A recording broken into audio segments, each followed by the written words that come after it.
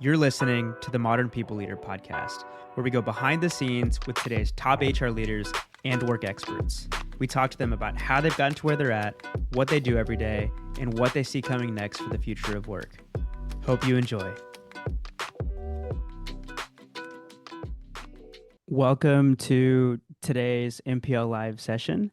I am Daniel, one of the co-hosts of the Modern People Leader podcast. Whether you're a first-time listener or you've been following us since the early days, welcome. We're glad everybody's here. Today, we're going to talk about something that's all too real in 2025, and that's leading through what feels like nonstop change. I feel like at this point, everybody knows the drill. You know, another reorg, another round of layoffs, another, reset from the top. And somehow HR is expected to keep morale up, rebuild trust, and to keep the business moving forward. And so that's what we're going to unpack today. And we've got an incredible group joining us to share some of their stories and their lessons over the years. But before we do that, we are going to kick off the way that we kick off every MPL episode, and that's with good news stories. Could be something personal, it could be a personal win, it could be, something from work, whether it's a team milestone or just something that you're really proud of. It's anything that's coming to mind for you right now. And I'm happy to go first. My good news is actually going to be personal. So this week was a pretty big milestone for our little one. Lena is about 3 months old, and as of Monday, she has officially moved into her own room. So it was a little sad. Like, me and Tori, my wife, we were laying in bed that night, just like looking at all of the photos from the last 3 months, like the 1,000 photos that we've taken. And yeah, it was definitely a little bit sad, but it was also a proud dad moment to see her doing so well on her own. So that's my good news. And Mita, do you want to go next? I'm going to pick on you. Absolutely. Happy to. My good news is professional and personal. I have my next book coming out called The Devil Emails at Midnight: What Good Leaders Can Learn from Bad Bosses. It comes out September 30th. When I wrote my first book, I wrote the book and told my kids it was coming out. It was like a Sunday. I had my husband record the moment at breakfast thinking it would be like amazing. And my son said, okay. And my daughter said, can I get some more Fruit Loops, Mom? And I was like, what is going on? Like, I'm writing my first book. Like, they don't even care. And they shouldn't, because I'm mom. But this time around, I've actually included them in the book process. They knew it was coming up. They're filming videos for me on social media, and They're the social media team. yes, they're wonderfully imperfect. And one of them, you can hear my daughter say, go, mom, go. And I'm like, hi, everyone. And I'm like, I'm going to keep it in. So that's been our little summer project. It's been nice to have them on this journey with me. Shelby, you want to keep us going? Sure. I feel like I've been lucky. I've had a lot of good news things happening in my life as of late, which I'm excited about. But I think I'll probably just like name this moment. Like, I'm looking at attendance. There's 43 people on this call right now who have the ability to positively influence other people's lives in how they like by how they show up to work and showing up to events like this. And I'm optimistic and hopeful that like there's going to be just increased appetite for these kinds of conversations because they're super needed, and that just really lights me up. Not to be kind of, meta about it, but this feels like really good news to me that we're all here. I agree. Kelly, you want to go next? Sure, I will go with a professional one. Being in HR, I've worked for a variety of companies where we've redone our values, and most of the time, like, the employees look around and they're like, okay, great, whatever values that are just going to be up on a wall. But the company I recently joined is going through a really big transformation, and our executive team was pumped to create new values and do them really differently. And so we're getting ready to roll out 5 new values that are like very different, not your standard, like, be accountable value. And our CEO challenged us to do it in a way that was not traditional, similarly to like how we crafted these values. And so my team has been working on really like top secret rollout for these values that is part like game show, part Mission Impossible, like a huge challenge with tons of prizes that each challenge represents the new value that we're going to roll out. And like, people have started discovering these QR codes places, and there's like massive buzz beyond what I had ever expected. So it's very nerdy, but I'm very excited about it that it feels like other people are as excited about values as me.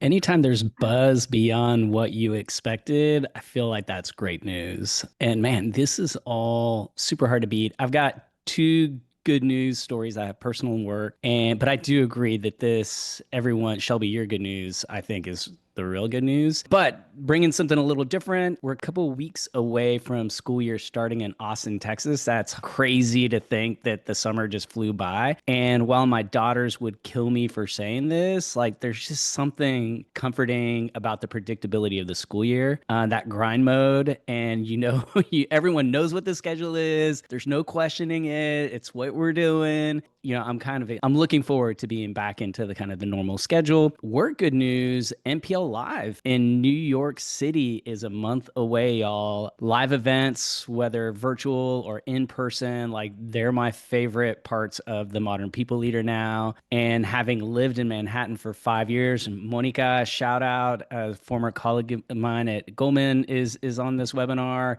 Manhattan really feels like a home away from home for me. And so super excited to be having an event in New York City. It's just kind of a pinch me moment. So with that said, I think, are y'all ready to jump in? We have a lot to cover. These conversations, MPL Live virtual series, are fast and furious, and we'll all be shocked when the time flies by. So Daniel did a great job of teeing up why we're here and what we're going to talk about. But just to kind of, give you kind of my personal thought, I really, I grew up at companies where layoffs were rare, crisis-driven moments. Like we weren't letting go of our talent that we've worked so hard to invest in, to train, to develop, if we don't have to. And now they just seem, and this is my perception, right, looking in to other orgs, that it's just part of the rhythm of business, which is really sad. Reorgs, changes in leadership, layoffs, like announcements about technology shifts and what they're going to do to the workforce. And as HR leaders, we're just expected to show up with every single day, every single moment with empathy. We're the protectors of culture. We've got to keep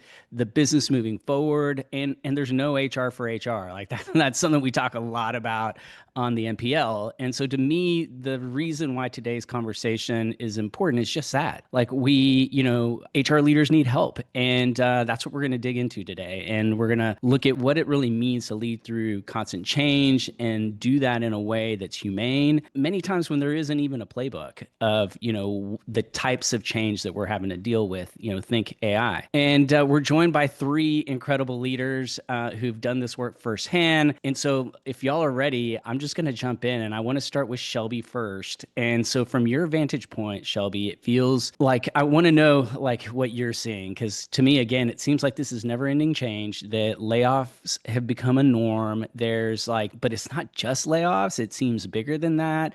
Companies are cutting and then they're rehiring. Other times there's a total lack of clarity about why operating models are changing. It seems never ending. And so as you zoom out, like what do you think is really going on here? And what does it mean for how companies and people leaders need to adapt? In our recent episode with Helen Russell, the Chief People Officer at HubSpot, she said something that really stuck with me.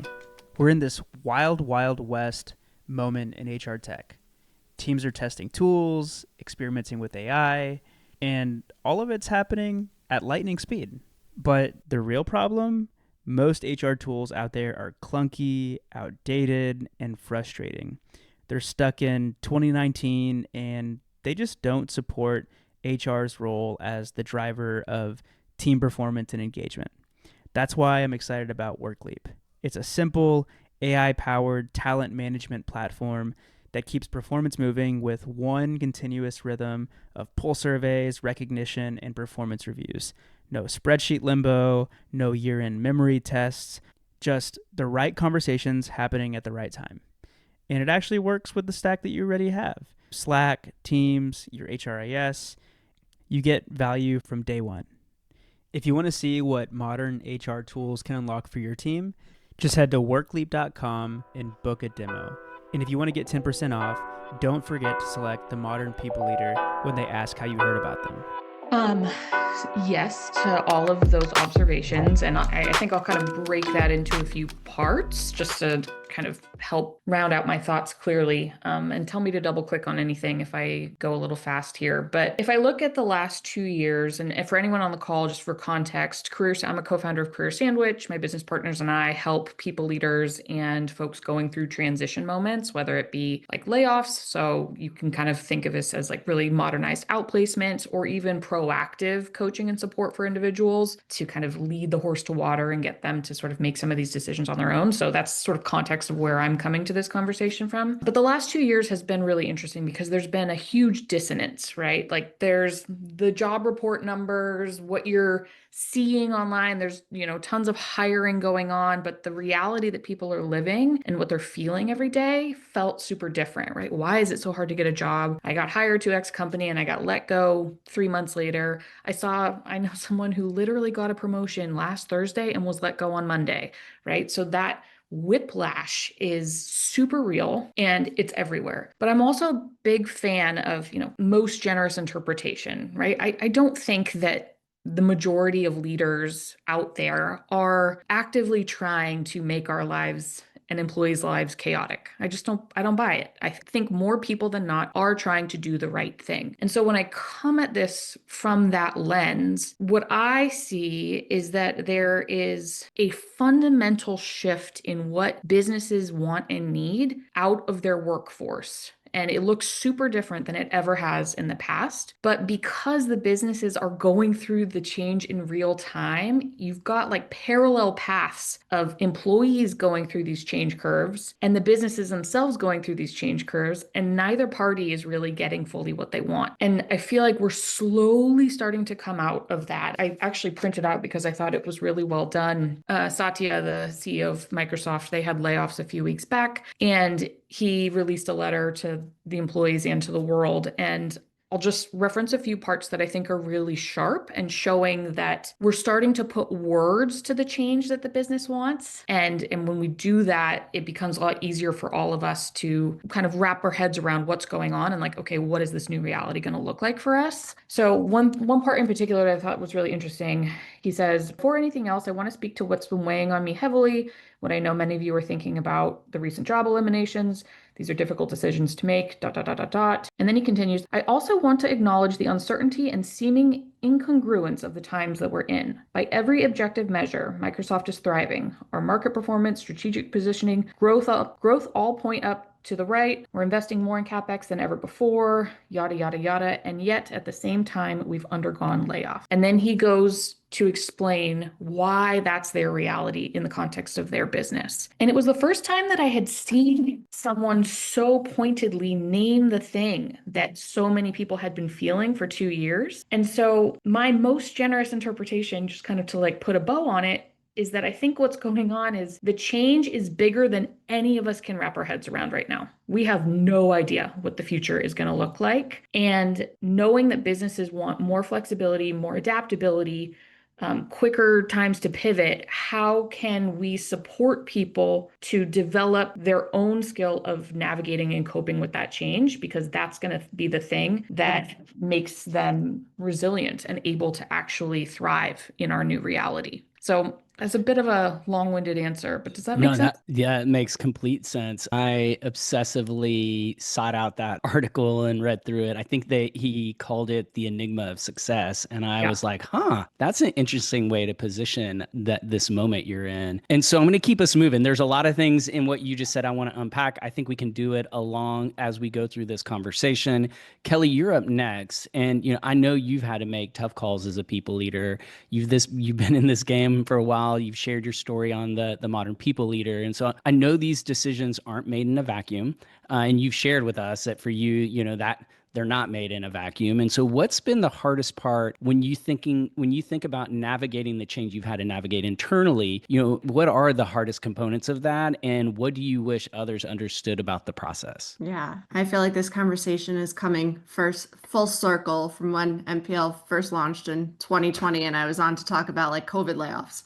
So here we are again, and that clearly just states, I think Back in 2020, we thought this is a crazy year. Can't wait for COVID to be over. Change will settle, and it hasn't. We've just now entered this era where change isn't just occasional. It is nonstop. It is part of our norm. It's not just one reorg, one pivot, one surprise. It's just a constant rhythm of shifts. And they feel like they're just coming faster and closer together. So that means that leaders can't just announce change. We have to help our teams build the muscle to navigate it. And I think that's one of the things that I wish people really understood about that process is like we're going through the change ourselves. And so much of my time is dedicated to building the muscle to adapt to change, to no longer kind of like live in this fear of change, but to try to get excited about it. I referenced we shifted our values at IntelliStack, and one of our new ones is called Thrive on the Edge. And it is exclusively about adapting to change. It's building the behaviors, it's getting people excited about it. It's making it part of our rhythm so that it becomes expected. And when it's expected, people stop racing for disruption and they really start leaning into it. They get curious, they look for opportunities inside all of the mess. And I think that, as I mentioned, as a people leader, I'm navigating that same sort of discomfort too. And so I'm guiding the process of change while going through it myself. And that only works if I stay really grounded in purpose and truth and how we show up for one another. And so when everything's moving, your steadiness becomes the signal that others follow. Like, I can't emphasize it enough. If you're a leader on this call, whether you're a people leader or any other function, like your steadiness becomes the signal that others follow. And so it's so important that you are taking care of yourself, you're grounding yourself, you're having outlets outside of who you work with, whether it's like, a therapist or a coach. It's really building that muscle to not just, be tough and resilient, but to really embody change in a way that it's helping you grow, and setting that tone for how change is experienced in your culture. Oh my God. Like everything you just said hit resonated with me. This isn't even HR related, but like the concept of normalizing change is something that even Daniel and I have had to do with the modern people leader. Like it feels like just yesterday, Chat GPT 4 was built, and I'm probably getting the names wrong. And Chat GPT 5 is about to be released, or maybe it has been. I don't even know. I can't keep up. And that's the point. And we, as a business, we know that we haven't fully maximized the value of the last wave of LLM enhancements, and the next one's coming out. And so, when we talk, between us, when we talk with Regina V and the team, we talk a lot about like the only thing we know is it's going to change again, but we feel that we can do this responsibly, and we feel like we can do this in a way where we're going to continue to innovate. And so the concept of normalizing change and just build, that being a part of the culture, like a norm, I think makes a lot of sense. At least that's what it really resonates for us. And so Mita, in your LinkedIn course, you talk about the need for transparency around business health, business strategy changes, especially before layoffs are on the table. Like, and this seems like it should be so, logical and sensible, but yet it doesn't feel like that's how a lot of organizations are operating, like with, having the forethought of having some of these conversations. And so, what are the early conversations you feel that leaders should be having with their teams to really build a solid foundation of trust before the shit hits the fan? Sorry for cursing. I love that. I love what Shelby and Kelly just said. And Kelly, as you were talking, I had the analogy of when you're on a plane and it's very turbulent and the flight attendants are calm, cool, collected, the pilot's giving updates, they go on their jump seat, and I'm like, okay. And if I see a flight attendant freaking out, I'm going to start screaming, right? I'm going to be like, what is going on? Like you all are leading us on this flight. And so I was thinking about that analogy. So my course I did recently for LinkedIn, which is navigating layoffs with humanity. Have we lost the humanity in layoffs? And you asked how often. It's always on feedback about the business. This M&A didn't do well. We lost a customer. we didn't renew at the speed we thought. This product line is going to be discontinued. Our competition beat us with innovation, right? I can go on and on and on. And these are not things we should be hiding, because here's the thing, I have had to do layoffs. I've also been laid off. And early on in my career, the signals I missed was I was kind of snoozing in the town halls. I was like, all right, here I am. I'm doing good. I'm working for Shelby. All's great. But then I looked up and, it's turbulence and we're missing big goals. And that's going to affect our team and my team, whether that's I'm getting moved or I'm going to get let go because they just can't afford to keep me on. And so layoffs should never be a surprise. And in my case, I've been let go twice. My husband's been laid off 3 times, and we all have stories. But in most of the cases, no one was surprised, because in those cases, the kindness thing the business did was to give updates on the state of the business. So if you were paying attention, it always sucks to be laid off. It's always a surprise in the moment. Afterwards, like, I kind of knew this was coming. I knew this was coming based on where the company was headed. And so I want to keep moving. All great points. Thank you. We shape these conversations in a T-shaped way. We start broad, we dig, we get narrow and narrow and narrow as the conversation goes along. And the next thing I want to talk about is employer brand. And in the COVID years, I mean, there was a time where, like, every other conversation, Kelly, I think we talked about employer branding on that episode that you quoted. It was employer brand, EVP, whatever you call it. It was everything. It was everywhere. And it seems so strange now that there's so little talk about employer brand, or the conversation has shifted, right? I think people are talking about it. It just looks totally different now. And every week there seems to be a ton of examples of companies getting this wrong. More often than not, it's like, look at what just went wrong, and people putting brands on blast. And then there's a one-off like masterclass on how this brand did it right. And it's so bizarre to me. But Mita, we've seen how well-intentioned companies can get it wrong, legally, reputationally, culturally. And so I want to talk about mistakes you've seen that companies have made during layoffs that end up doing damage. So, like, what's at risk here? What really do we need to avoid at all costs? I mean, I've heard all the stories you all have heard, which is a text, your badge doesn't work, you're shut off from, can't even log into your computer. All the signals that you've been terminated before anyone's had a conversation. I've actually been a part of a situation where the wrong people were let go, right? The wrong people were exited out of the system. I mean, it is wow, right? And so what's going to happen is these stories are going to make the headlines, but what's missing? I mean, whoever it is, whether they were there for a month or 10 years, they gave a piece of themselves to the company. They helped with the success. They are owed a human conversation. That doesn't have to be one-on-one. It would be nice if it was, but I understand, especially with larger companies, group calls, however it is, but it has to be done in a way where you show some kind of kindness, grace, decency, respect in that conversation. And I think that's all anyone's looking for. The layoff is going to happen. You can't control that part, but really think about it as, when I onboarded, how do you want me to off? That's just as important, right? We spend a lot of time thinking about how we're going to onboard someone.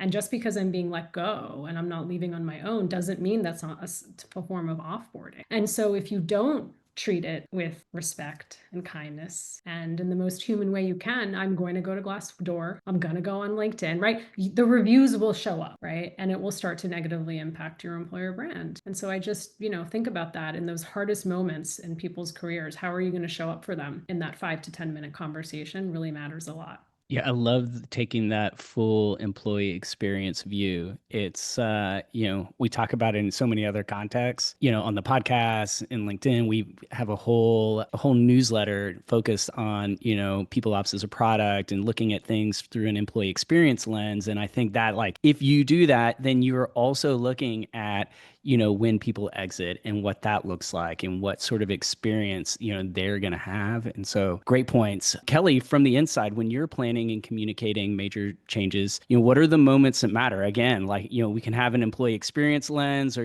apply whatever lens you feel is right. But where do things tend to break down in your experience? Yeah, I will happily answer that question. Before I do, as employer branding is like baked into my soul, having having been the head of people at Built-in and like a 3-time customer. All Built-In is doing is helping you tell your employer brand story. So much of what I've seen as a core mistake in the last few years as companies are going through these big changes is they go totally quiet on employer brand, which is not the right message. You have the opportunity to show up during those times of change and share the stories about how you deal with change. And so just to like highlight, don't go quiet on your employer brand, even as you're going through change. It will only make things worse. But going back to moments that matter most and where they tend to break down, we spend so much time planning for any big change that takes place, right? There's the like, how are we going to announce it? How are we going to share it with employees? What does the follow-up look like? And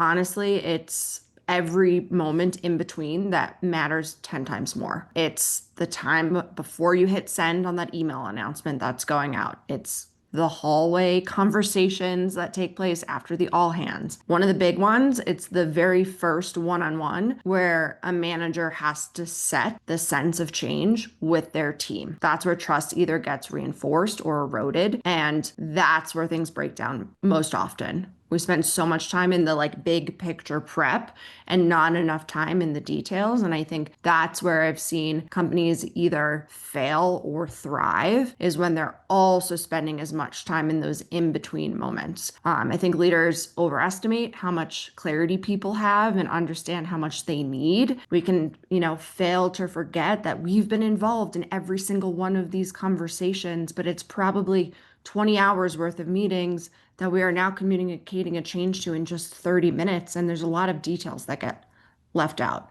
And so it's taking everyone along for that same sort of journey that you've been on so that, if the average employee can't answer the question of like, why is this happening now? And what does it mean for me? Then like you've absolutely missed the mark and your employer brand will take the hit long before Glassdoor catches up. Yeah, there's having been an HR leader, a senior HR person, and a CEO, I just really empathize because that's a blind spot that I have personally run into where, I'm part of every single meeting, I'm part of every single planning session, I'm asking all the details, and I just forget that not everyone else is along for that ride. They can't be, right? Legal. I mean, there's some very specific reasons why people can't be along for every part of the conversations. And so, Shelby, I'm really curious to get your answer. I've been waiting to get your thoughts on this because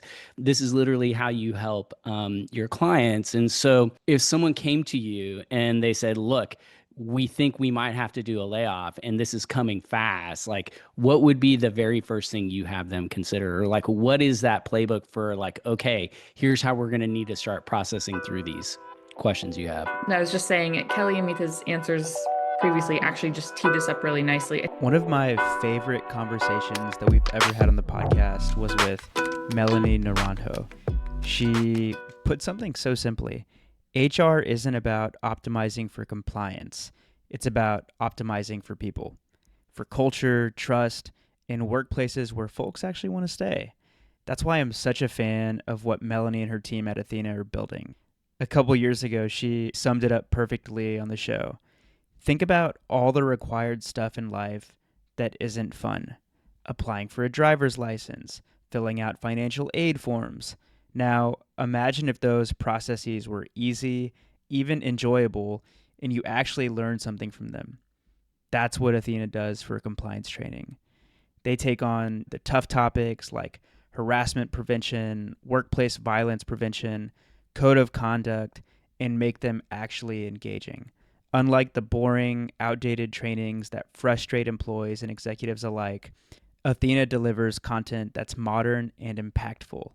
We're talking 200 plus courses in 100 plus languages with a 93% learner positivity rating to back it up. And for HR, it's just as easy. Training runs on autopilot with automated enrollment and reminders. There's even a built-in hotline and case management system to help create a true speak-up culture. Done right, like with Ethena, compliance is more than a box to check. It's a way to reinforce your values and build a stronger workplace. go check them out at goathena.com/MPL. That's go, ETHENA.com/MPL. I think communication is the number one thing to think about when considering whether or not you have to go through layoffs and like what are you going to do if you decide that you have to move forward. And particularly, I really encourage leaders to think about the two distinct audiences. Obviously, there's the employees who are going to stay and who are not impacted, and there are the people who will be impacted. Without external support, most of the time, the individuals who are impacted are informed in somewhere between a 10 to 20-minute conversation.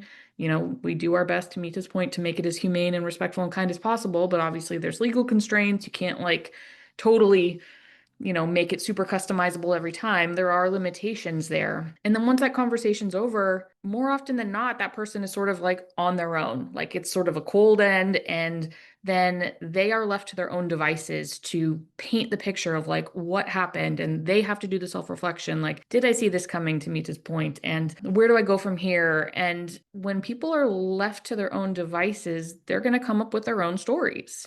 And more often than not, those stories are not going to be how it actually went down or why it actually went down. So when I talk to leaders who say like, hey, I think we might have to do layoffs, I like to encourage the divide and conquer approach. Look, you've got to get through the moment, and then your number one priority is getting your remaining team organized, aligned, committed to like what this future change looks like. Okay, let's lock elbows, let's go. Don't leave the other group hanging. Recruit external help. That's like what we do at Career Sandwich.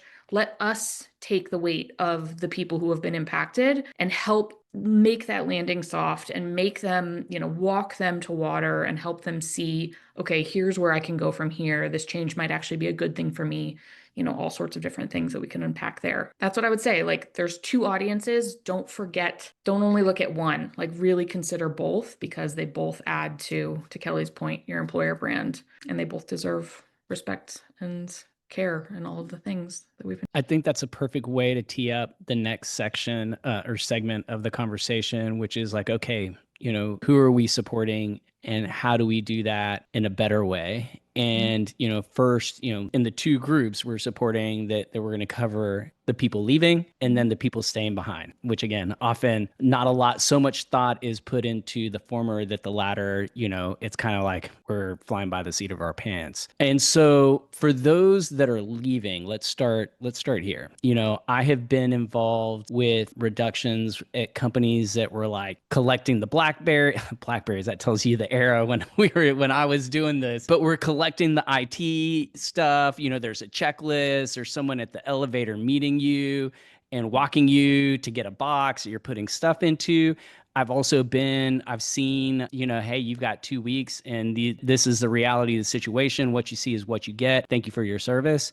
And, I feel like today there's like everything in between. And so when we bring up the concept of modern support for people that are leaving a company, like what does that even look like? And so I want to start there, like, a templated email, a resume coach, maybe some severance, like all of this feels like table stakes. But just a few minutes ago, you were sharing how, there needs to be more. Like, what does real human-centered kind of transition support look like right now? Yeah. Where we focus our energy when we first work with someone who's been transitioned out of a company is, first and foremost, just give them space to feel seen and heard. We meet people all over the map. Some people are like ready to rock. They want to get straight to resumes, like, hey, help me land interviews. Great, we can do all of that. But more often than not, people are pretty disoriented. And in the context of the world right now, where everything is changing, people aren't really sure like if their North Star is calibrated right now. Like, is the direction that I'm going actually where I want to be? I'm not sure. How do I talk about my story in a confident, compelling, cohesive way? So I think modernized support actually puts the tactical things as a step 2 or a step 3 and puts the curiosity about the human as the essential step 1. Like, who are you? What are you about? Tell me what really excites you. Tell me what you hate. Tell me about the proudest moment of your career. Tell me about what's something you never want to do again. Those types of questions help us unearth kind of the essence of someone and bring that little bit of sparkle back into their eye that reminds themselves, which is the most important thing. Like, we want confidence for the individuals. Like, I feel like I can confidently navigate the next steps of my career, even if I just got dealt a curveball, like getting laid off. Like, that comes with knowing yourself first and foremost. Then we build a plan. Then we help them build the infrastructure to stay organized so that if they are impacted by something like this again in the future, they've got the scaffolding to know that they're not going to fall all the way to the ground again, right? They've got those safety nets and those ropes so that they're only going to click down so far. So that's how we think about modernized support, which is kind of ironic because we're all humans and we've been humans longer than anything else, but it's actually kind of getting back to those roots and being really people first.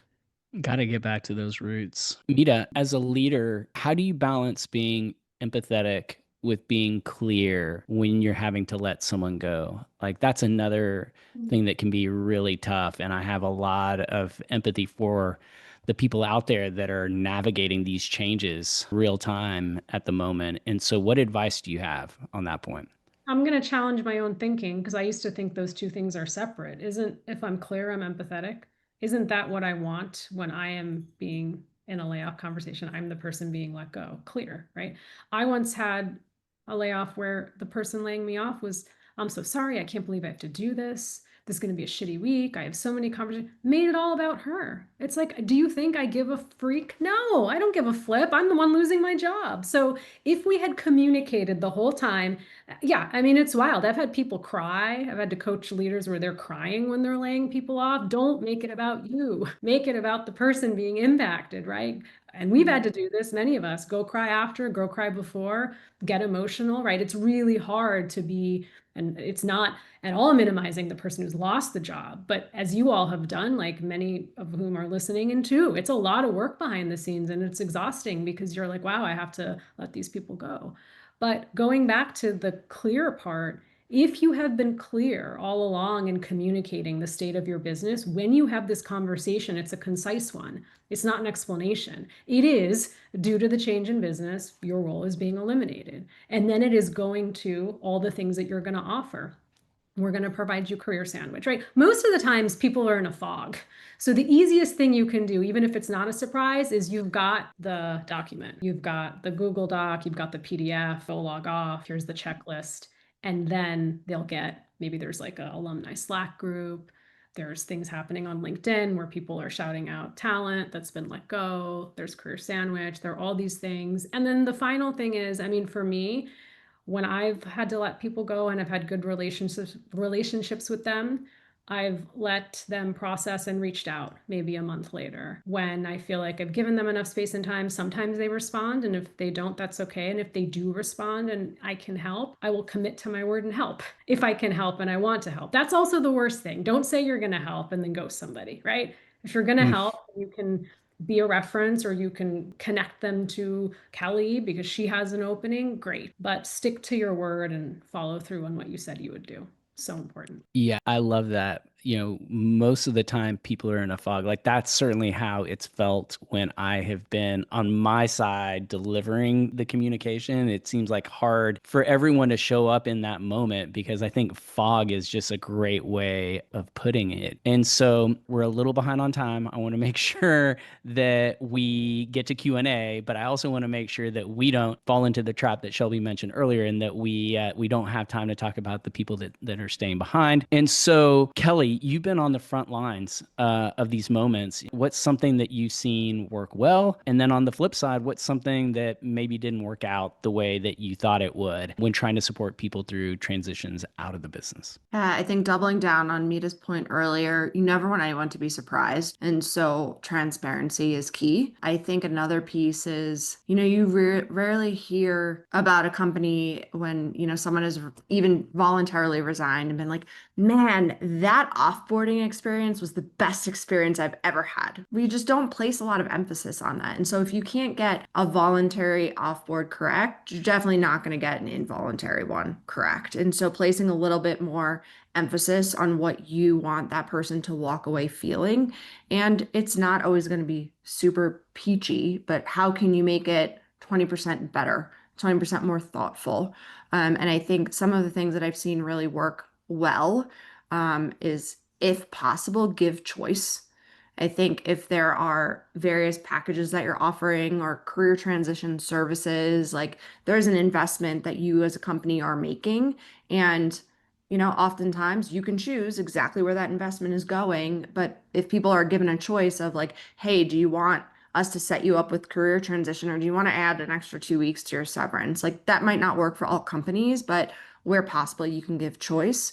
I think really helps. And then the other thing that works really well, we just talked about, like you're in a blur when these messages are being delivered, if it's impacting you, is like follow through in those conversations. Say, here's what we're offering. Also, I know this is a lot to digest. We're going to follow up. You don't need to retain any of this information in your head right now. And like offering follow up so that there's as much clear detail as possible. And now, like ChatGPT exists. Run your process through ChatGPT and say, like, what are the 10 questions I'm going to get from people? And like, how can I improve the process along the way? I think makes a really big impact. I also think, the last couple of years, you log on to LinkedIn and there's some sort of post from someone of saying, I was involved in this layoff. I think from an employer brand perspective, you have the opportunity to help guide that message or have no control over it. And so for companies to think about, do you want to curate anything related to those that are impacted, in like creating a list of employees who are impacted, like adding LinkedIn profiles, making introductions. Like I've seen companies do that and it goes really well. And then I've seen other companies not do it. And I'm not suggesting that you do it, but like I've seen where it's gone off the rails and former employees create their own Slack channels, and it's just like going after the previous company. And so just thinking about, how do you want the employee to feel when leaving? And the answer is they're going to feel bad because they were laid off, but how do you make it a little bit less painful? I love that. Yeah. And that, I mean, that's a great point. There's no silver bullet in these things. Like, I similarly have seen things that seem like sure bets, like, hey, this is definitely the path forward, and only to realize after the fact that it wasn't on brand. It wasn't like congruent with the way the culture worked. And to me, it's like when that incongruence happened, there's no, better trigger for things going off the rails than incongruence. So when what we're doing doesn't match like what we've said all along. And so I think that's great caution. And so I'm going to try to speed through this last section, but after the dust settles, business goes on. The ship always keeps sailing. And there's a lot of focus, as we've talked about, on the people who leave. But what about the ones that stay? I mean, they're the ones that, there's things like survivor's guilt, confusion, losing your work best friend, people that, you've worked with for years, if not decades. And so, Kelly, I'm going to start with you. How do you help teams regroup and regain momentum without brushing past, everything that they've been through, all the emotional weight that they've carried through these changes? Yeah.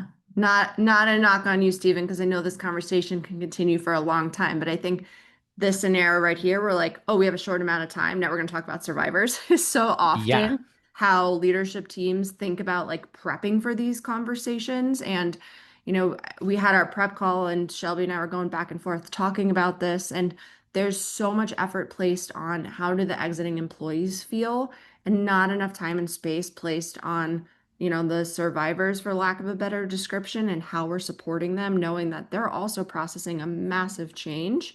And I think, too many leaders rush back into business as usual, just hoping that like momentum or distraction will fix morale. But at the same time, like other leaders swing in the total opposite direction and spend too much time, and then their teams can't get out of this like grief mentality. And so that real work exists somewhere in the middle where people have the space to process and they have a path forward. Anytime I've gone through any sort of transition, myself included, but I try to ground us in like, here's what we know, here's what's still hard, and here's where we're going. And you rebuild that trust by leading through the tension and not avoiding it and definitely not overdoing it. But again, like making sure as a leadership team, if you're planning any sort of big change, like you are thinking about every person impacted and not impacted as well equally, and with enough space and time. In our prep call, you mentioned, and I love them. This is why it stuck out to me. But Life Labs, a tool that you took away from Life Labs, can you just walk us through that tool real quick, or the kind of Yeah. survey questions that you ask? This is one of my favorite like management tips of all time. I share it like at least with one person once a week. So I think a common question you might check in with someone after a big change or riff is like, "Oh, Steven, how are you feeling?" That is not helpful, right? You're not going to get clear, honest answers. You're not going to know how to respond. And so asking like, "Steven, just want to check in on you on a scale of like 1 to 5. How are you feeling about working here right now?" Like 1 being terrible, 5 being great, and you say 3. Great. What would move that up by 1 point? The other thing is, I think as leaders, we have expectation that everyone is always going to be a 5 at all times. And that might not be the ideal for someone. So I might follow up and say, great, Stephen, on your best day on a scale of 1 to 5, how did you feel about the company? And maybe their answer was 4. And so in your mind, you're getting clarity like, oh, I only have to move the needle up 1 point. And then saying, giving the opportunity to empower the employee to help with the change and saying, great, you're 3 today. What do you think would need to be different to make you feel like you're a 4 next week? And then getting clear answers that feel achievable for the manager. So it feels like a partnership that you're solving things together and not like you're the person having to solve all of the problems in the world and, helping everyone's emotions. Love that. Thank you for Mhm. sharing. And so, just keeping the ball rolling. Mita, is there anything that you want to add? Tips and techniques for helping those that are staying behind, for the lack of a better I'm gonna word. say one thing, it's okay to talk about the people who left, right? You talked about work Yes. friendships. We want people to have friendships at work, and suddenly Mita's gone, and Mita didn't die. She just was like, thank God, but she left the company. And so it's okay if Shelby's like, hey, I was catching up with Mita last week, and Kelly's like, what? You were talking to Mita?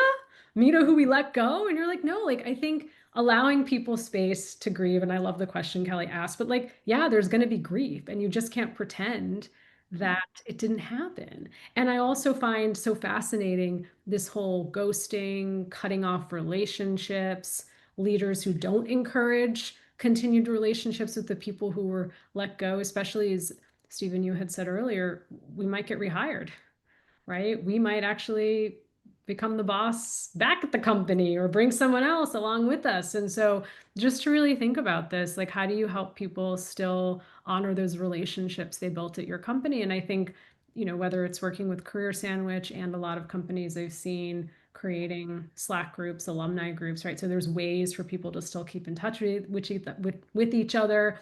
And isn't this a wild move? You could have a happy hour 6 months later and invite the people who left to come join you, alumni, right? Once they've processed. Why not? I love that. I think it was Steve Cadigan that came on the show and we talked for like 30. He was the first CHRO at LinkedIn, and for like 30 minutes, we talked about, tactics for boomerangs, or just like the obvious things that a lot of companies miss. And, the notion that, hey, someone might be leaving today, but they might be coming back next quarter or next year or 5 years from now. Not being at the forefront of people's minds, of leaders' minds, it's still shocking to me. But I will get off that rant because Shelby, bring us home. Like what, any final thoughts on, what companies are doing or could be doing to better support the people that are staying with the company after big change happens? I mean, I don't know if there's like a single sentence, but I think just kind of wrapping up everything that I've heard in this call, it's super clear there's two audiences. They both deserve like, intentionality behind how we bring them through big change, particularly layoffs.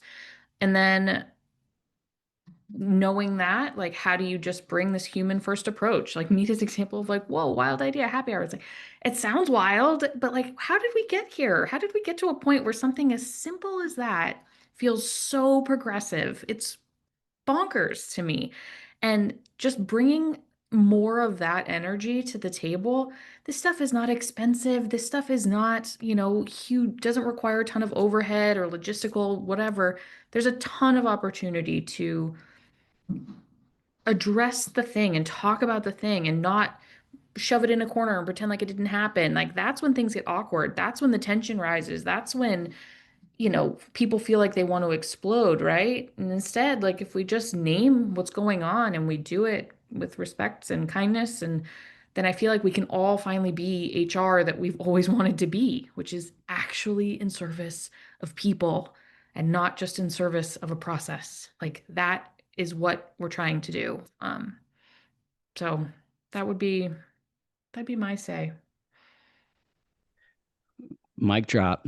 And with For that, real. Daniel, I'm gonna hand over to you to get our amazing Q&A lined up. Yeah, we've only got 9 minutes, but if you have a question, please drop it in the chat. And if it's sensitive, uh, we'll make sure not to say your name. That way, when this gets published, we won't be calling you out. So this is a safe space. If you have a question, please drop it in the chat. But we do have one question from Nate. He said, the number of silent layoffs seem to be growing, where the org does a layoff but never acknowledges that it is happening. In these cases, those left behind feel completely betrayed and trust is destroyed. What do you suggest non-HR managers do in these cases to help their teams, whether they are directly impacted or not? Anybody want to jump in? I don't understand why silent layoffs are happening, and they're happening too often. It goes back to the lack of communication. Who are you hiding it from? Mita's not on Slack anymore. Shelby's gone. Like that to me is like, how can HR leaders and how can leaders coach each other to just say no to the silent layoff? I think that's so important. And I think, and I know Kelly and Shelby will jump in. It's like trust is built in those everyday actions. So for you to go back to say like, hey, I just want to bring everyone together post this riff, like this is the current state of the business. This is what we need to do before now and the end of the year to meet our numbers. I'm confident we can. But you never say that there's never going to be layoffs, but you just let people know again, like, here's what we're facing and here are the challenges and opportunities. That's all you can do. And that's when you rebuild trust, because then people aren't hiding behind, fake, like, yes, we're going to make it. Yes, we can do it. Right. They're being very clear. Yeah, one Yeah. of the things that my teams that I've worked with hear me say pretty often is zoom out before you zoom in.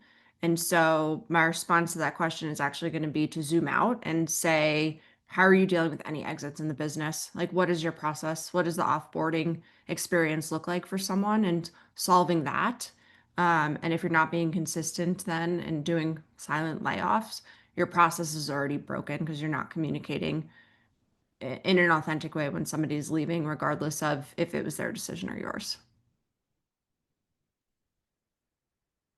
I agree with both of those. I'll just double click on Mita's point real quick because I think it's a huge part of what is happening when there is just a pressure of like, what is the new norm? And, you know, company A did it and like it didn't make the news. And so then company B is like, oh, maybe like we can get away with it too. If we don't put a flashlight on it, we don't draw any attention to it, then maybe like people won't ask us any questions and maybe it'll just kind of go away. And that's a fool's errand if we like that doesn't work. And it's just not good business for all the reasons that we've named. But that takes courage, right? Like that takes guts to stand up to your peers, business leaders, your CEO, if you have to do it and say, I fundamentally do not think this is the right approach. But that's where communities like this can be so helpful to kind of, drum up that confidence and to say like, no, I know what I'm doing. And like, I strongly recommend we do it a different way. Any other questions before we move to one word close? All right, so let's do one word close. This is how we close out every Modern People Leader episode, and it's anything that's coming to mind for you. Could be a one word takeaway. It could be more than one word. We're not super strict on this tradition. Um, and I can go first. I'm gonna say uh, flashback. Like I was getting flashbacks to my personal experience being laid off a few years ago and thinking about all of the moments that could have been improved. And just the fact that all of those, I think Kelly, you said it best, like all of those in between moments are what matter the most. Like that, impromptu call with a coworker that didn't get let go versus the one that did get let go. Um, you know, versus the Slack with your manager and they're trying to navigate, what they can say and they are a lot of times, saying, "How are you doing?" And it's like, I don't know. Like this is all so fresh. And so it's my very long one word phrase or close or one word close. Um, who wants to go next? Kelly, you want to go next? Yes, I'll go with thrive on the edge. This era of change is not going anywhere. And so the sooner we build the muscles to be able to, you know, embrace it, get excited, see growth opportunities that exist in the midst of change, I think will help us navigate it a little bit more confidently. Shelby? Yeah, similarly, I think I'll go with resilience. I think it's, the ability to handle change, to Kelly's point, is the number one skill that every single human on planet Earth needs to focus on right now because the change is coming in hot. Never stops. Yeah, and it won't, and it's only gonna get faster and more wild. So just the ability to cope and ride the wave, not get pummeled by it. Mita? I'm gonna call out clear as kind from Brene Brown. It's in the chat. And then something we say in our house is like, sprinkle it with kindness. Kindness always, right? Clear as kind. I love that. I'm gonna have to pivot. I think that leaves me. I'm gonna go with be human. That was one of the core values of my company, and it always helped give me answers when I was like, how do I handle this tough situation? Or a manager, like, what do I do? I've got to communicate this really, horrible thing. And I would always say, like, be human. Like that's one of our values. So like if you stick to that, usually the end result is pretty good. So be human. Agreed. All right, y'all. Well, that's a wrap on today's session. Huge thank you to Mita, Shelby, and Kelly for being vulnerable and open to sharing their stories and lessons over the years. And just like keeping it real, like what it actually looks like to lead through some tough change. We know this stuff isn't easy, and we're grateful that we had such a thoughtful conversation today. And big shout out to Career Sandwich for helping us make this happen. If your team's navigating a tough moment like this, or even if you just want to bounce ideas around, Shelby and her team are awesome. Highly recommend reaching out. And yeah, if today's convo resonated, follow us on LinkedIn. You can follow the Modern People Leader. Mita, Shelby, Kelly, give us all a follow. We try to share pretty frequently. And yeah, thanks again for being here, and we'll see everybody at the next MPL Live. Awesome. Bye, y'all. Thanks, y'all. Thanks for tuning in to another episode of the Modern People Leader. We really, really appreciate it. And if you enjoyed the show, please leave us a 5-star rating. It would mean the world to us. And connect with us on LinkedIn. We want to know what you think about the show, and you can find links to both of our profiles in the show notes. Thanks again for listening, and see you on the next episode.